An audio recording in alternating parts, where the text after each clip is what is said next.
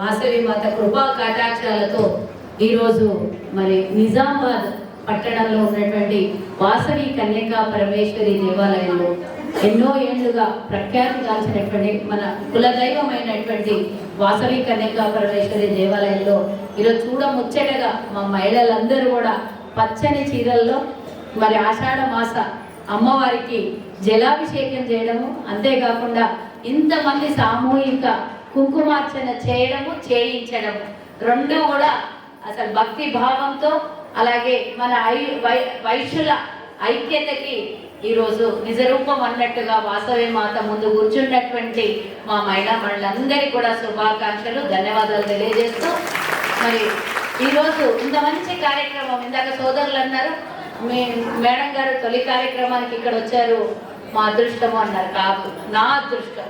తొలి కార్యక్రమానికి అది కూడా వాసవి మాత నిజామాబాద్లో మన ఆర్యవైశ్యుల చాలా పవర్ఫుల్ ఉన్నటువంటి ఆర్యవైశ్యుల దేవాలయానికి, అంటే అమ్మవారు అంత పవర్ఫుల్గా ఉంది కాబట్టి మన ఆర్యవైశ్యులు కూడా ఇంత పవర్ఫుల్గా ఉన్నారు. దేవాలయంలో కింద అమ్మవారిని చూసి దర్శించుకొని ఇందాకనే వచ్చిన పైకి నేను అమ్మవారి చిరునవ్వుతో మరి అమ్మవారికి బిరుదు కూడా ఇచ్చినటువంటి మా పంతులు గారు కూడా ఉన్నారు.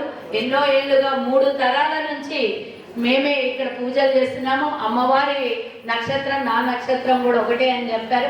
అలాంటి సౌభాగ్యం, అలాంటి అదృష్టం కలిగినటువంటి ఈ నిజామాబాద్ పట్టణ ఆర్యవైశ్య సంఘం అందరికీ, మహిళా సంఘం, అలాగే మీ చేత ఈ కార్యక్రమాన్ని నిర్వహింపజేసినటువంటి ఈ దేవాలయ కమిటీ అధ్యక్షులైనటువంటి శ్రీనివాస్ అన్న గారికి, అలాగే పట్టణ సంఘం అధ్యక్షుడైనటువంటి వీరేశం అన్న గారికి, అలాగే మా జిల్లా మహిళా సంఘం నుండి విచ్చేసినటువంటి అధ్యక్షురాలు, అలాగే ఇంకా మా మహిళా సంఘం ఇక్కడ ఉన్నటువంటి మహిళా సంఘం అందరికీ కూడా మరోసారి మరి ఈ కమిటీకి సహకరించి కార్యక్రమాన్ని తీసుకున్నటువంటి ప్రతి ఒక్కరికి కూడా మరి సంఘాల నాయకులకు, అలాగే ఈ దేవాలయ కమిటీ మెంబర్స్కి అందరికీ కూడా ధన్యవాదాలు తెలియజేస్తున్నాను.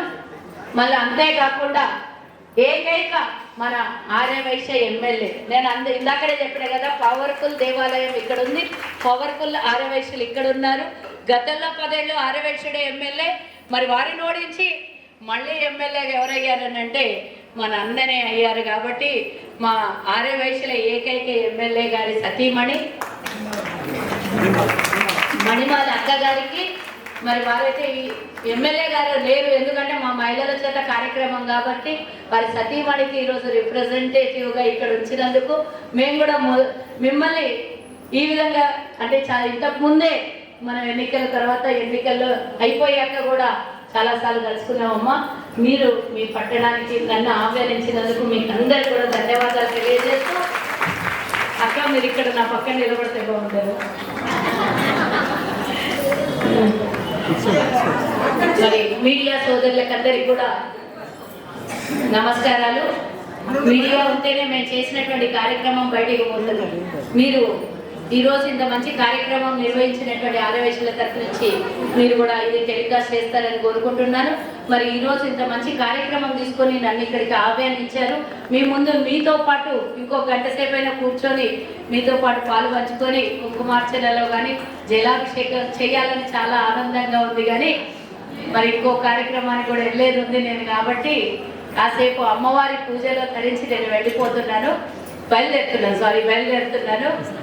ఇంకా ముఖ్యంగా చెప్పాలండి, మరి ఈరోజు నేను తొలి ఆర్యవైశ్య కార్పొరేషన్కి చైర్మన్గా, మరి ఒక వాసవి మాత అంటే అమ్మవారు ఒక మహిళ, మరి మా ప్రభుత్వం మన ప్రభుత్వం ఆలోచించిందేమో, అసలు నేను ఊహించలేదు ఆర్యవైశ్య కార్పొరేషన్ నాకు ఇస్తారు ఎన్నడూ కూడా, నాకు కొట్లాడినా కానీ ఆ పదవి కావాలని ఏనాడు కూడా అడగలేదు. కానీ అమ్మవారి ఆజ్ఞ ఆ విధంగా ఉండొచ్చు. రేవంత్ రెడ్డి గారు ముఖ్యమంత్రి నోట నుండి నీ తొలి ఆర్యవైశ్య కార్పొరేషన్ చైర్మన్గా నువ్వే అర్హురాలి, నువ్వే ఉండాలి అని గట్టిగా చెప్పినందుకు మరి నాకు ఈ అవకాశం దొరికింది. అమ్మవారి అనుజ్ఞ ఉంది. మీ అందరికీ సేవ చేసుకునే మనలో ఉన్నటువంటి 80% మంది పేదలకు సేవ చేసుకునే అవకాశం కల్పించింది అమ్మవారు. మనం ఎంతో మందికి దానాలు చేస్తాం. ఈ రకంగా ప్రభుత్వ పరంగా మీకు సేవలు చేసే అదృష్టం నాకు కలిగింది. మన గుళ్ళకైనా, గోపురాలకైనా, అన్న సత్రాలకైనా, దానాలకైనా, ధర్మాలకైనా, ఎక్కడ పోయినా విద్య కోసమైనా సరే మన చెయ్యి ఏనాడైనా పైకే ఉంది. అంటే అందరు శ్రీమంతులే కదా అని బయట నుంచి వేరే మెసేజ్ రావచ్చు, కానీ మేము రూపాయి సంపాదిస్తే అందులో నుంచి 10 పైసలు దాన ధర్మాలకు ఖర్చు పెడతాం.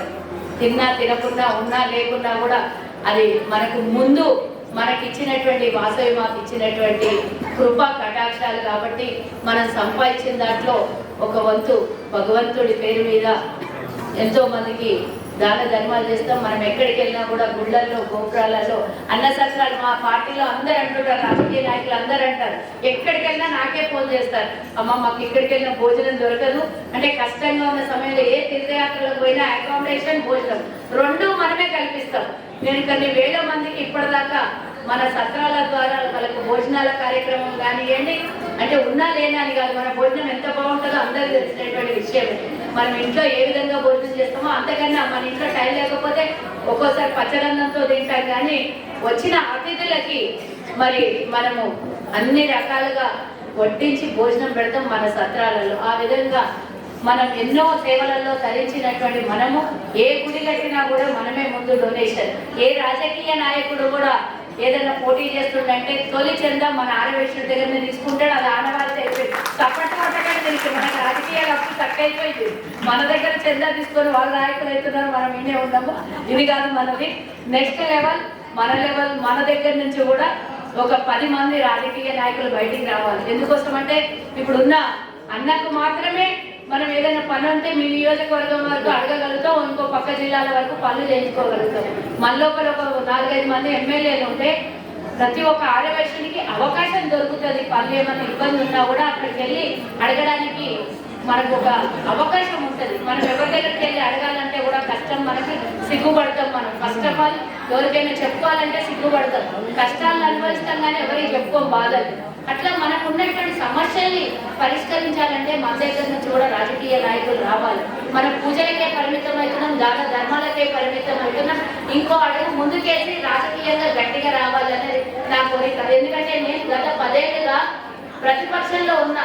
నా గురించి ఇందాక చెప్తూ ఉన్నాడు కానీ నేను ఎక్కువగా చెప్పుకోవద్దు, కానీ ఈరోజు కూర్చోవడానికి కూడా రానటువంటి పరిస్థితిలో ధర్నాలు చేశాను. అంటే నాకు పోలీస్ లాఠీ చార్జీలు చేసి మరి ఇబ్బంది పడితే మొక్కలు కూడా ఇరిగినటువంటి రోజులు ఉన్నాయి. హాస్పిటలైజ్డ్ అయినాము, జైలు, ఇక అన్నీ ఇక అమ్మవారి ముందు నేను